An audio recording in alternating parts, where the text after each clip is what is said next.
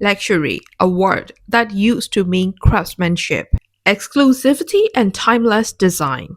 But in today's hyper-commercialized world, luxury has become, well, a bit of a marketing illusion. We see the same logos, Gucci, Louis Vuitton, Michael Kors, splashed across Instagram, worn by influencers and sold in massive outlet malls. Here's the irony. Many of the brands that middle-class shoppers save up for are the very same brands that the ultra-wealthy quietly avoid. So, today we are taking a critical look at 10 so-called luxury brands that rich people don't bother with, but everyone else seems to chase. Let's break down why. When Coach used to be the American leather brand, built on sturdy craftsmanship and understated style. But over time, something shifted. By the mid-2000s, Coach went from exclusivity to accessibility overload. Their logo bags flooded outlet malls, department stores, and discount sites. When every teenager can buy a Coach wristlet on sale for $79, the aspirational shine fades fast. Wealthier shoppers move on to quieter niche brands like Moina, Delvaux, Louis Vuitton that don't scream their logos. To its credit, Coach has tried to rebrand under tapestry, emphasizing sustainability and craftsmanship. But among high net worth buyers, the name Coach still carries that mall brand stigma. 2. Tiffany Co. Once synonymous with sophistication, Tiffany Co represented the American dream of elegance in a blue box. But for the truly wealthy, Tiffany has become more nostalgia than luxury. The designs predictable, the markup enormous. Most high-end collectors skip Tiffany and head straight to heritage jewelers like Harry Winston, Van Cleef & Arpels, or independent ateliers offering bespoke pieces. Tiffany's recent attempts to appear young and edgy, like the Not Your Mother's Tiffany campaign and Nike collab, alienated traditional loyalists and didn't exactly convince Gen Z either. The ultra-rich don't want a mass-market diamond. They want something unique, not a necklace you can spot in every mall. From New York to Dubai. 3. Michael Kors. Michael Kors had a meteoric rise in the 2010s, bridging luxury aesthetics with attainable price tags. It was sleek, American, and seemingly everywhere. And that was the problem. As soon as a brand becomes omnipresent, in malls, airports, and clearance racks, the illusion of luxury collapsed.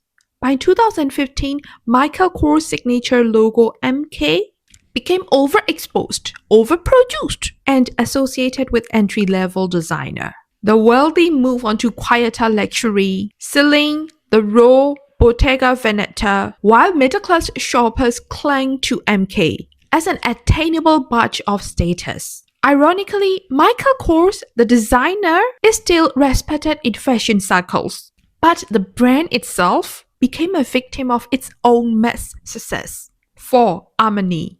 At one point, Armani was untouchable. Giorgio Armani suits defined 80s power dressing and Hollywood cool. But then, Armani fragmented its identity into a dozen sub-brands. Giorgio Armani, Emporio Armani, Armani Collezione, Armani Exchange, Armani Jeans, the list goes on. When luxury becomes a franchise, it loses mystique.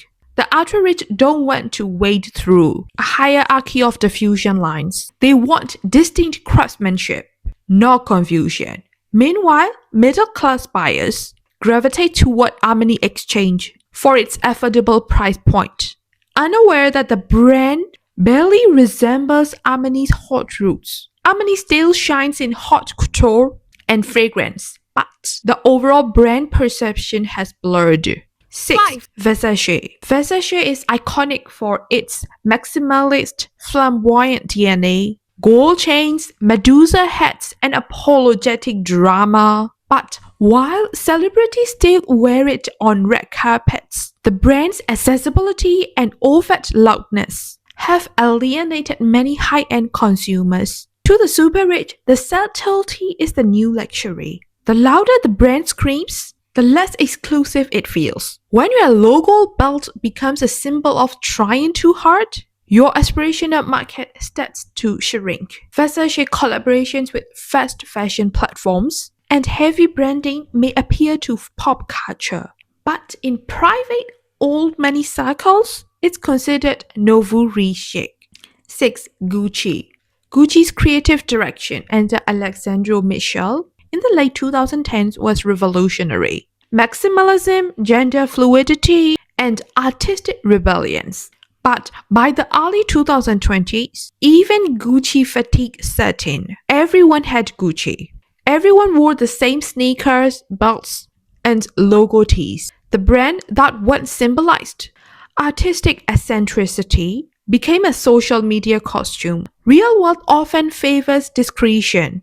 Think Brunello Cucinelli or Loro Piana, not double G monograms on everything. And once you are being copied in every knockoff market in the world, the aspirational allure is gone. Gucci remains culturally powerful. But in elite luxury circles, it's no longer a mark of distinction. It's a mark of trend chasing. 7. Tory Burch. Tory Burch found incredible success, appealing to professional women and suburban shoppers, offering chic, polished, mid-price pieces. But let's be clear, Tory Burch isn't true luxury. It's aspirational lifestyle marketing. It positions itself just high enough to feel elite, but accessible enough to be sold at Nordstrom Rack and outlet stores. That duality made it widely profitable, but also in the eyes of the wealthy, pedestrian. Rich consumers tend to buy quiet, artisan-crafted brands that most people have never heard of. Meanwhile, Tory Burch's iconic double T logo and predictable prints make you feel formulaic instead of exclusive. 8. Burberry. Burberry is one of the most fascinating cases in modern fashion. Once a symbol of British elegance, it became overexposed in the 2000s, to the point where its signature check was associated with counterfeit culture. To its credit, Burberry has worked hard to claim back its prestige through new creative directors, minimalist design, and tech-driven retail, but the reputation gap still lingers. Among the upper class, Burberry is respected, but rarely desired. Among middle-class consumers, it remains a dream purchase, a logo trend that says, "I've made it." It's the difference between taste and validation. 9. Louis Vuitton. Louis Vuitton is the most valuable luxury brand in the world. And yet, among the ultra-rich, it's often the least purchased. It's because Louis Vuitton is the McDonald's of luxury. Massively profitable, instantly recognizable, and everywhere. It's the entry point for aspirational consumers who want the look of wealth. But for those who actually live it, LV feels too common. Even though LV produces some of the highest quality leather goods in the world, its ubiquity and endless counterfeiting dilutes the aura of exclusivity. In short, it's a paradox. It's real luxury by quality, but pseudo-quality by perception. 10. Calvin Klein.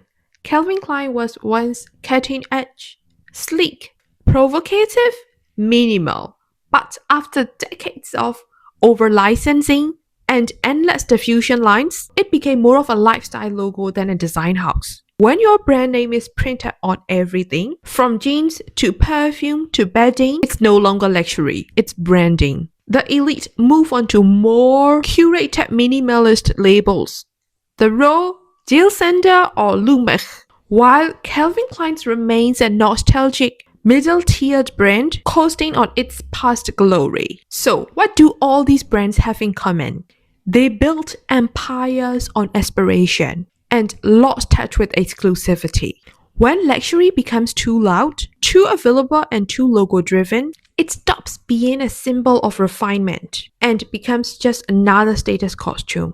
True wealth doesn't need to shout. It whispers. If you enjoyed this deep dive into fashion psychology and brand perception? Hit the like button, subscribe for more critical takes. And tell me, which of these brands do you still love? And which ones do you think have fallen off completely? Until next time, remember, luxury isn't about logos.